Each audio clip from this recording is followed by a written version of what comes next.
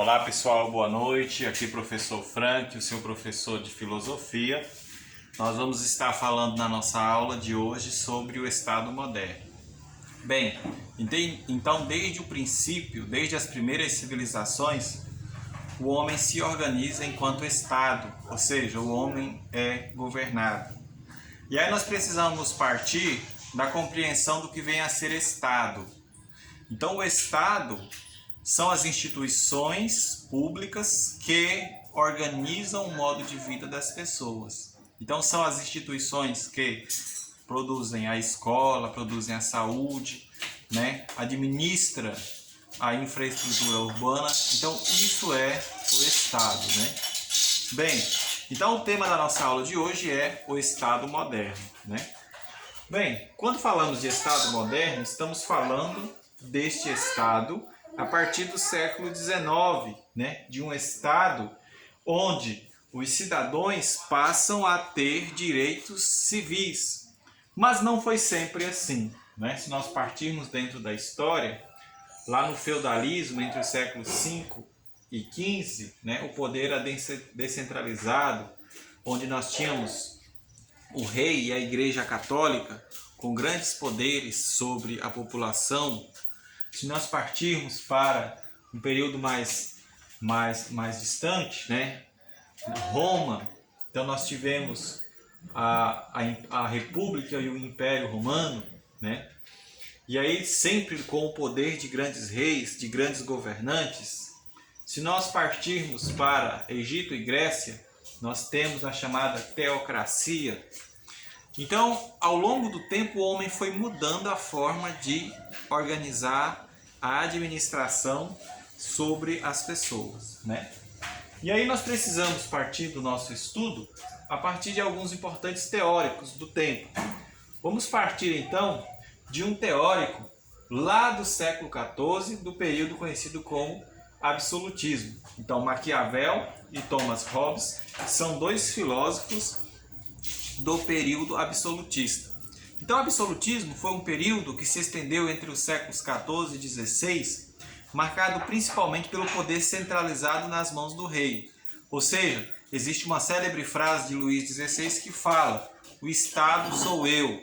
Então, aquele rei ele tinha todos os poderes sobre as pessoas, Não existia nenhuma outra instituição que fiscalizasse o poder do rei. O rei impunha a medida que ele queria sobre o povo e não tinha ninguém que pudesse ser contrário ao seu desejo, Então Maquiavel, um importante filósofo, ele defende em seu pensamento filosófico a necessidade de separar a ética da política. Então, para Maquiavel, o homem necessariamente ele não precisa ser honesto. O político bom necessariamente ele não precisa ser um bom político honesto. Ele tem que agradar as pessoas. Então, segundo Maquiavel, é necessário fazer essa fragmentação, essa separação para encontrar o legítimo político, o bom político. Então, o bom político seria aquele político que conseguia agradar as grandes maiorias, Aquele que o seu poder de persuasão, a sua fala, conseguisse chegar a mais pessoas, Então, Maquiavel, um dos mais célebres e importantes do Estado moderno, defende a separação da ética e da política. Então, para Maquiavel, na política não existe ética, existe aquele que consegue consegue agradar as pessoas, Já um outro importante filósofo do absolutismo é Thomas Hobbes. Ele fala o seguinte: é necessário separar o poder do Estado da religião. Então, Thomas Hobbes, partindo de um período pós-feudalismo, já entrando na era moderna, ele defende que a igreja não tem necessidade de pertencer ao Estado. Ele defende a presença do chamado Estado laico.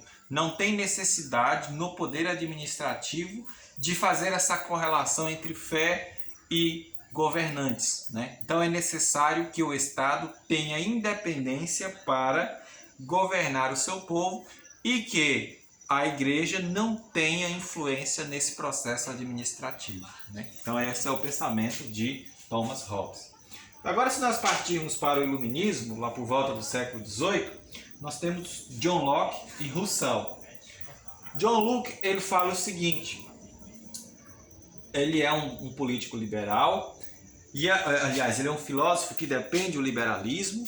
E aí você precisa entender o que é o liberalismo. Bem, o liberalismo é uma corrente filosófica que defende que o Estado não precisa intervir no modo de vida das pessoas. Ou seja, o Estado não precisa ter o controle sobre o comércio, sobre as atividades econômicas. Cabe ao Estado organizar outras atividades. Agora, não cabe ao Estado, no pensamento liberal, não cabe ao Estado controlar o preço dos produtos, o preço dos produtos industrializados, né? É necessário que os burgueses tenham liberdade para comercializar seus produtos, porque no pensamento de John Locke, é o burguês que emprega as pessoas, né? Então ele defende a presença de um Estado liberal. O Estado, segundo John Locke, ele teria 3 funções essenciais: a vida, a liberdade e a propriedade. Então, para John Locke, o Estado ele teria como função promover a garantia da vida das pessoas.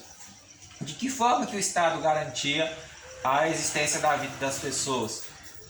Com a liberdade. E essa liberdade seria o quê? Não permitindo o processo de escravização do ser humano.